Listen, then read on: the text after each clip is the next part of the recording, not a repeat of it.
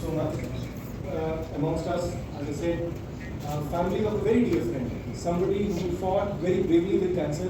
We end up learning and practicing our craft. But in this whole journey, small dedication for a very dear friend, Dr.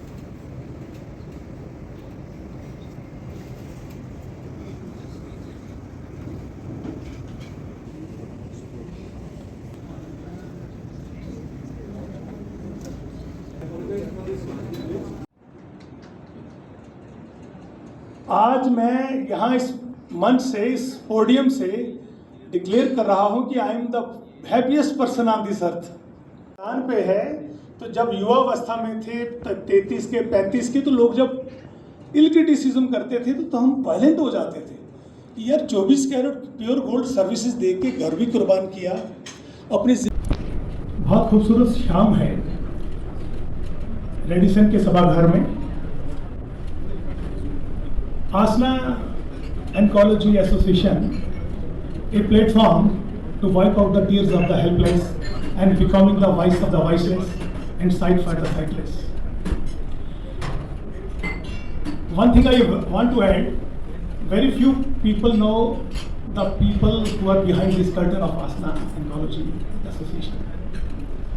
I salute my sister Shalini Khanna, who is a great woman who sacrificed her comforts in the very young age by sacrificing his husband, student leader Arvind Khanna ji. Satveer Kaur, my behan, who also sacrificed her husband, SP Jagtar Singh ji, and father-in-law DSP Sheetal Singh ji. Martyrs का परिवार है और सब शहीदों के सपने हैं। While discussing this cancer and update and remedies and real these causes, we have witnessed one side of the coin, but I am representing and presenting the second side of the coin. मेरी 60 साल की उम्र में बहुत अनुभव देखे। वक्त ने तारीख के बहुत लम्हे देखे हैं, वक्त ने तारीख के वो लम्हे भी देखे हैं कि लम्हों ने खता की और सदियों ने सजा पाई। आज हमने मिलकर जलाए हैं सबने समर्पण के चिराग, आज हमने सबने मिलकर जलाए हैं समर्पण के चिराग, ताकि उजाला किसी जरूरतमंद के घर तक पहुंचे। डॉक्टर हेमा जी,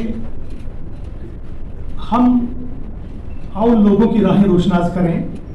डॉक्टर चरंगू साहब बैठे हैं, चंदेल साहब बैठे हैं, काचू साहब बैठे हैं हमारे बीच में, डॉक्टर सत्यंकर गुप्ता जी, राजीव सैनी जी, सनी चंडियाल साहब, राजपाल जी, आशुतोष मिश्रा जी, एंड डॉक्टर हुसैन मीर साहब। I am a man from the agriculture. So why neoadjuvant chemotherapy? Neoadjuvant chemotherapy helps all of us. It facilitates the surgeon by shrinking the rate, reduces the complications of the surgery, reduces the need for revision of the residual tumor, inflammatory and inoperable breast cancer, and risk protection for radiological CR. Dr. Hema will elaborate. It's very important and better long-term outcomes for patients who achieve PAT CR as compared to those who don't achieve PAT CR, and response-adjusted therapy. Now, if after neoadjuvant chemotherapy the patient doesn't achieve PAT CR, then you have to modify the treatment.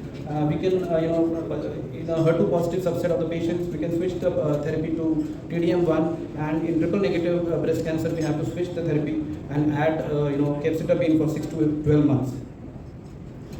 So response evaluation after giving treatment, there are certain markers like response. There are clinical markers, there are pathological markers, there are certain molecular markers also. But no residual tumor. This is what we see sometimes as a telltale sign that the patient has received neoadjuvant therapy. Marked histidine and giant cell reaction, which is the result of the chemotherapy. Cholesterol clefts. Sometimes this is all may be the only.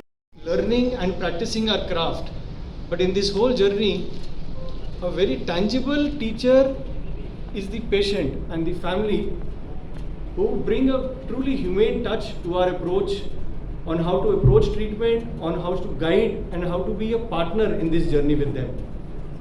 I would like to play a small dedication for a very dear friend, Dr. Zinia Besan, who unfortunately lost her fight with cancer the past month.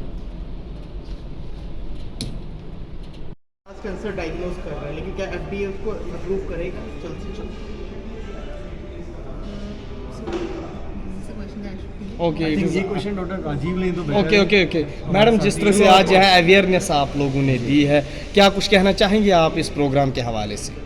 So basically I think जैसा doctor Paras ने आपको भी explain किया detail में, doctor Paras has come back to the city अपने JNK UT में after being in AIIMS for around 15 years. मैं भी अपने पूरे एजुकेशन के लिए and post that for my oncology training HCG cancer centre Ahmedabad में थी for 3 years. I got in touch with sir and because इन्होंने डिसाइड किया था कि ये वापस अपने शहर में आके कैंसर के अगेंस्ट एक लड़ाई लड़ेंगे. आई डिसाइडेड कि मैं इनको ज्वाइन करूँगी इन दैट जर्नी. और साथ में हमने आशना ऑन्कोलॉजी एसोसिएशन करके एक नॉन फॉर प्रॉफिट ऑर्गेनाइजेशन बनाया है, जिसके सपोर्ट और उस इनिशिएटिव के साथ हम एक आयुष्मान एम्पैनल्ड कैंसर सेंटर जल्दी ही स्टार्ट करने वाले हैं. The whole purpose of doing that is कि हम अपने शहर के लोगों तक एक कैंसर का जो नैरेटिव बना हुआ है कि जिसको भी कैंसर होता है वो सर्वाइव नहीं करेगा, that is wrong. If diagnose early, cancer is completely curable. The prognosis the disease is very good compare to advance stages के डायग्नोसिस के बाद, जहाँ पे कैंसर की बीमारी हाथ से आगे निकल जाती है और ट्रीटमेंट मुश्किल हो जाती है. तो एक नैरेटिव चेंज करना ज़रूरी है सब लोगों के बीच. मैडम, शहर के लोग हैं, शहर में हम ये जानकारी दे रहे हैं, लेकिन हमारे पास गांव भी है जहां लोगों में अभी भी खौफ है, डर है इस बात को लेकर कि ये कैंसर पेशेंट है, तो उनके लिए भी क्या कुछ पैगाम रहेगा? हम I been with sir for around a year now, और हम लोग हमेशा देख रहे थे कि जितने भी लोग हमारे OPD में पहुंचते हैं सब स्टेज 3 स्टेज 4 होते हैं maximum. That forced us to think कि ऐसा क्यों हो रहा है, क्योंकि दूर दराज एरियाज़ में जो लोग हैं उनको टाइमली इन्फॉर्मेशन नहीं मिल रहा है, उनको पता नहीं है रेड फ्लैग्स क्या है, स्क्रीनिंग्स क्या है. तो उसको चेंज करने के लिए अगर हम ये प्रॉब्लम्स को सिर्फ काउंट करते रहेंगे तो हम उसका सोल्यूशन नहीं ढूंढेंगे. To change that, me and sir have started going out for outreach OPDs. हम अखनूर, कठुआ, बिश्ना ऐसे एरियाज़ में जहाँ पे मेडिकल फैसिलिटीज़ नहीं है वहाँ पे जाना शुरू कर रहे हैं, ताकि हम लोगों से जाके नॉट जस्ट स्क्रीनिंग्स, हम आम लोगों में बैठ के इस बारे में बात कर सकें, क्योंकि अगर हम इस बारे में बात करेंगे तो ही हम कोई चेंज ला पाएंगे. So we started putting in efforts कि हम लोगों तक पहुँचे अगर वो हमारे तक नहीं पहुँच सकते हैं. And of course we request all of you, आपका सपोर्ट इसमें बहुत ज़रूरी है, क्योंकि आप मीडिया के थ्रू लोगों तक पहुँचना थोड़ा और आसान है. Thank you so much. Program था, किस तरह की जानकारी आपने लोगों तक पहुँचाई? नमस्कार, मेरा नाम पारस है. मैं पेशे से कैंसर सर्जन हूँ और जम्मू का रहने वाला हूँ. मेरी एक अपने फेलो ऑन्कोलॉजिस्ट के साथ एक संस्था है, जी आशना ऑन्कोलॉजी एसोसिएशन. जी. और जम्मू के जितने भी हम ऑन्कोलॉजिस्ट हैं, हम जम्मू ऑन्कोलॉजी फोरम करके हमने एक प्लेटफॉर्म बनाया हुआ है, जिसके थ्रू हम एक दूसरे से रूबरू होते हैं और हम चाहते हैं कि हम कैंसर के बारे में बात करें, ना केवल जनरल पब्लिक से, बल्कि कैंसर की ट्रीटमेंट से रिलेटेड जितने भी बाकी स्पेशलिस्ट होते हैं उनको भी एक प्लेटफॉर्म पे ला सकें और एक दूसरे से बात कर सकें, एक्सपर्ट्स को बाहर से बुला सकें, जिससे हमें कैंसर की ट्रीटमेंट से रिलेटेड जो लेटेस्ट डेवलपमेंट्स हैं, लेटेस्ट जो प्रैक्टिसेस हैं, उनको हम अपने शहर में ला सकें. पेशेंट्स तक ये जानकारी पहुंचाना बहुत ज़रूरी है कि कैंसर का इलाज टाइम पे किया हुआ हमें कामयाबी की तरफ लेके जाता है. जब कैंसर का इलाज लेट हो, कैंसर का डायग्नोसिस लेट हो, तो उससे हार होती है. और इस जर्नी में हमें बहुत ज़रूरी है कि हम ये डिस्कशन जो है अपने हॉस्पिटल या अपने OPD प्लेटफॉर्म से निकाल के कुछ ऐसे सोशल प्लेटफॉर्म से भी लेके जाएं जिनकी रीच पब्लिक में ज़्यादा हो. जी. We are talking about the medical treatment what you are elaborating here, but there is social stigma still in our society. वो पेशेंट कई बार डरते भी हैं या आपसे बोलने से, या समाज में क्या अपील रहेगी समाज के लोगों को भी इस मेडिकल टर्मिनोलॉजी से आउट होकर?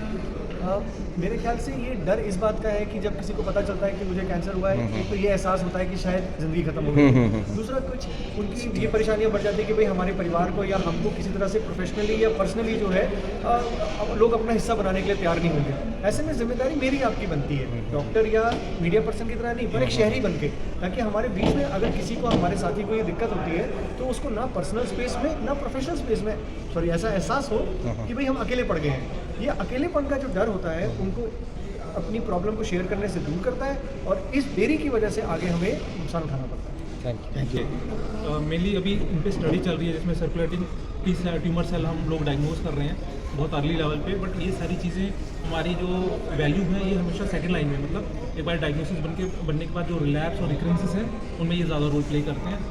इसके मुकाबले की एट फ्रंट हम ये चीज़ें डायग्नोज करें। सर हम देखते हैं 50% जो पेशेंट है वो 25 से 50 की उम्र के बीच के होते हैं, जबकि हम बात कर रहे हैं कि अवेयरनेस नहीं होती, लेकिन 25 से 50 के जो लोग हैं वो ज़्यादा अवेयर होते हैं। आज के टाइम में देखा जाए इंटरनेट भी है, हर चीज़ है, फिर भी आपको क्या लगता है क्या ऐसी चीज़ है जो जिसकी वजह से इसको जल्दी से जल्दी हम, डॉक्टर्स खुद बोलते हैं prevention is better than cure, तो प्रिवेंट नहीं कर पा रहे?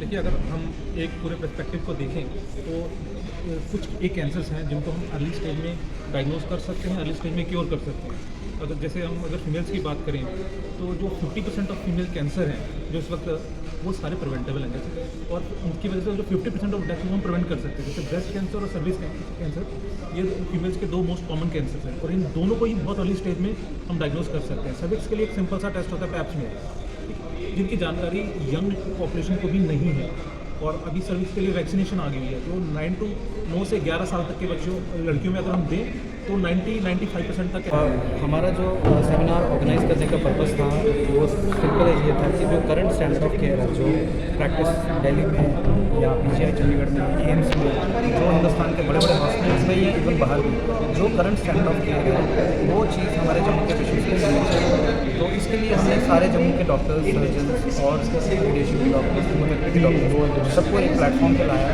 और काफ़ी फैकल्टी बाहर से इन्वाइट की गई है, ताकि ये हम सब लोग एक ही प्लेटफॉर्म पे होना चाहिए, ताकि पेशेंट्स को स्टैंडर्ड ऑफ केयर मिले। तो जिस तरह से जो हालात दिन ब दिन जो पेशेंट्स बढ़ रहे हैं, तो इसका क्या आपने इसका क्या ऑल्टरनेटिव ढूंढा है कि पेशेंट को कैसे पता लगता है कि ये बीमारी है? देखिए, आज का जो टॉक है वो ब्रेस्ट कैंसर के लिए है।